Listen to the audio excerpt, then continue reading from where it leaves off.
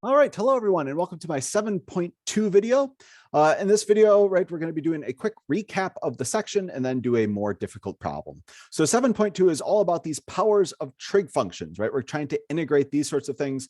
And I would say, the vast majority of problems that you will see on quizzes and exams, and even to some extent the homeworks as well, right, look like this here, right? Where you have powers of sine and cosine, right? Maybe they're both even, maybe they're not, right? Maybe you have tangents and secants, but these are kind of the big three that we're going to encounter. And so I thought I would do kind of a nice recap, because I thought in the pre-class videos, right, and when you read the textbook and everything, the statements are very formal, and sometimes hard to understand what are you trying to achieve with this complicated set of rules. And so I'm trying to aim this and really tell you what we're trying to achieve here in solving these problems. So the first situation that you need to know, right, is if you have both of your powers for sine and cosine be even, right? If they're both even, then the claim is, in order to solve problems like this, we need to use power reduction rules. So power reduction rules, and better yet, the power reduction rules are actually listed on the formula sheet. So you just need to know that, hey, you need to use this. So here I've copied the power reduction rules. We have it for sine squared. You can reduce the power of sine squared. And you can see, right, the cosine is just raised to the first power. It does have twice the angle measure and all that sort of stuff. But again, you don't have to memorize this complicated rule. You just need to know, hey, I need to apply this complicated rule, right, to this problem. And likewise, we have cosine squared as well. So we've seen plenty of situations, both in the pre-class and in the in-class videos, of how to use these. The next thing that can happen, right, is if you have at least one odd power for sine and for cosine. Notice that for both of these, the setup is the same, right? You have sines and cosines raised to various powers. So long as one of them is odd, then you can get away with just a regular old u sub. And that's the way to go about it. But again, kind of thinking about what are we trying to achieve with our u sub, I like to think of it first, I'm swapping out my du, right? So I calculate out du and I swap that. And once that's done, what I'm looking for is that I can easily swap out the rest of my function. I can trade out the rest of my function with my u's. Sometimes I will need to use the Pythagorean identity. And I know that I'm going in the right direction if I can do this without any square roots. So I shouldn't encounter any square roots, because remember, integrating with square roots is very complicated in general. In fact, 7.3 will be diving into this a whole lot more, but square roots in general with integrals are quite scary things unless you have them very well set up.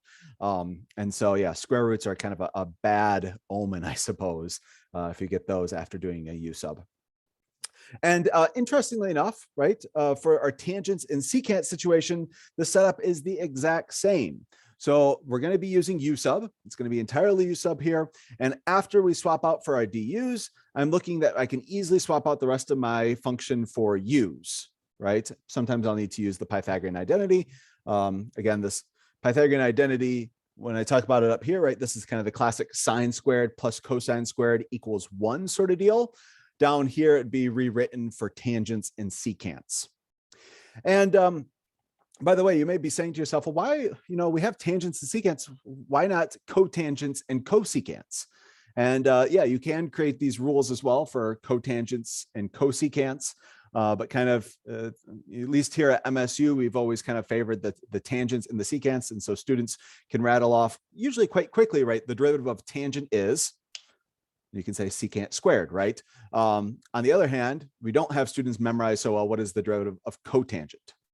And likewise, if I ask you what is the derivative of secant, I hope everyone can rattle off quite quickly. The derivative of secant is secant tangent. But if I ask you what is the derivative of cosecant, it's probably a little bit slower. And so, yeah, we're choosing the ones with tangents and secants. But of course, you could see it with cotangent and cosecant as well. Significantly less likely on quiz and exams, though, because again, we've always kind of favored these here. Okay, so with that out of the way, let me try to showcase what exactly I mean, because you may say, this doesn't seem that much nicer, that much simpler here. What do you actually mean by can easily swap out, our u's for the rest of the function, for instance? So here's a problem that I think is on the more difficult side, right? And maybe before we get into this, I'm going to go ahead and write my Pythagorean identity, because I know I may need to use this. So I'm starting off with my sine squared plus cosine squared equals 1. And since I want it in terms of tangents and secants, I'm going to divide through by cosine squared everywhere. So I'm going to divide by cosine squared here, going to divide by cosine squared here, and going to divide by cosine squared over here. And so when I do that, right, sine squared divided by cosine squared is going to be tangent squared. Cosine squared divided by cosine squared is going to be 1. And 1 divided by cosine squared, well, 1 divided by cosine is secant. So this is going to be secant squared. All right, so this is my Pythagorean identity in terms of tangents and secants. So now let's go ahead over here. And again, I'm thinking about doing a U substitution. And in my mind that there are two very natural U substitutions that I could try out. And, as you do more and more problems, maybe you gain some intuition about which one to choose. And maybe you're already there now and you can kind of quickly see what we're going to be choosing. But I'm going to assume that maybe we don't have this great intuition yet, right? Or maybe, you're just on an exam and you're nervous and you start to question your intuition, right?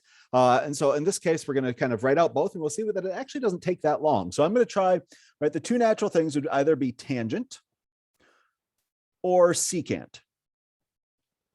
And so in order to, right, do my du swap, well, I need to know what du is, right? So the derivative of tangent is going to be secant squared. And the derivative of secant is going to be secant tangent. So this is where, again, kind of taking these derivatives very quickly, we can do this for secants and tangents, but not so much really for the cosecants and the cotangents. Okay, so now let's go ahead and rewrite our integral. Noticing, right, kind of separating out this stuff here that I'm going to swap in for my du. So I'm going to write my integral tangent to the 6th of x, and I'm going to write secant squared x times another secant squared x dx.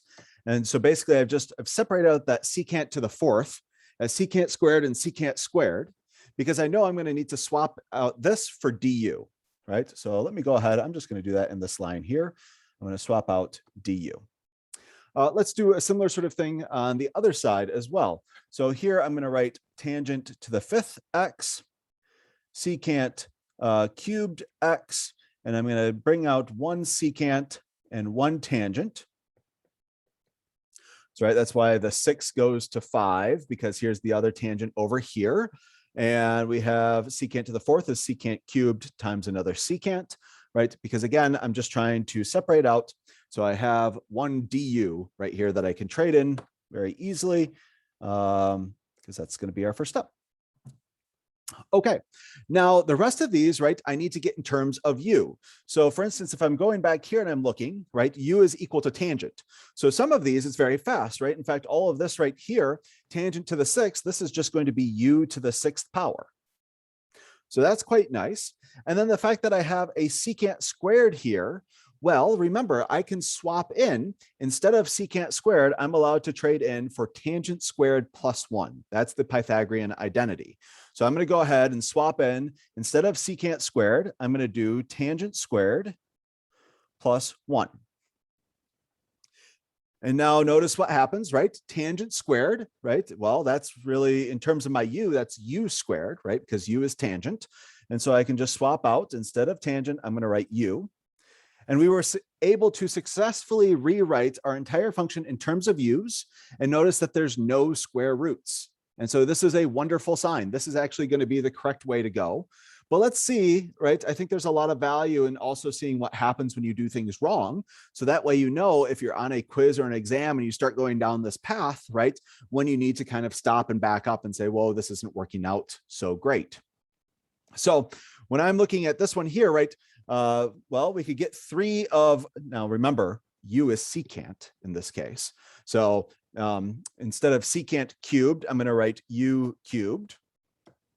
And then when I go and I try to rewrite tangent to the 5th, well, tangent to the 5th, this is going to be a little bit harder, right? I can trade out tangent squared. Oops, I forgot my n. Tangent squared for some number of secants, right? So secant squared minus 1. And I could do that trade several times, right? So I could go ahead, I'm going to maybe move this over just a little bit. Sorry about that, right? So I could swap out tangent squared for that. I could swap out another tangent squared. And then, but we're going to have a single tangent left over, right? Because I have 5 of them. I have an odd number of these things left over. So I could swap out, one set of tangent squareds for this. I could swap out another set of tangent squareds for this. But I have this last, tangent left over. And if I wanted to swap that out, right, I would have to take the square root on both sides. And this would be the square root of secant squared x minus 1. And so if I wanted to put this in terms of u, this would be the square root of u squared minus 1. And so we've incurred some square root. And that's not a great sign because actually, right, I can't even say that it's supposed to be the positive square root. Maybe it's supposed to be the negative square root. How do I even tell, right? And so square roots are kind of a big turnoff for these sorts of problems here. So nope, this is not the way to go. Again, this first one right here, we were able to easily transform everything in terms of u. We did have to use the Pythagorean identity, but notice that we didn't incur any square roots. All right, now that we have the correct u substitution figured out, let's go ahead and evaluate, right? I'm going to distribute this u to the 6th. So this is going to be u to the 8th plus u to the 6th du. Now I can take my antiderivative. So I'm going to have u to the 9th times 1/9 and u to the 7th times 1/7 plus a constant of integration. And remember, the last step is I'm going to swap back in. Instead of u's, I'm going to swap in tangent was the correct u substitution, right? So tangent up here. So let's go ahead and swap back in my tangents. So 1/9 tangent to the 9th of x plus 1/7 tangent to the 7th of x plus a constant of integration. And so again, the overall goal is that after we do, right, a du swap, then I'm hopefully looking for, well, in this case, right, kind of this even number of secants left over, right? This even number of secants left over allowed me to use this Pythagorean identity to trade them in for my tangents. Unfortunately, over here, this didn't work out so well because my u was secant. And so I was looking at the stuff that I had to transform into secants, right?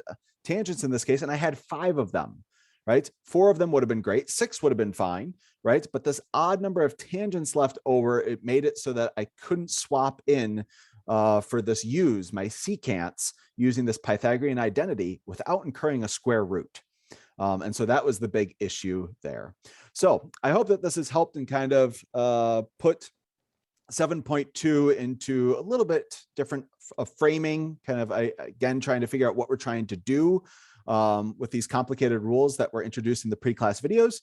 And so, yeah, if you have any questions about this, though, still, please reach out in Piazza. I'd be happy to help you guys.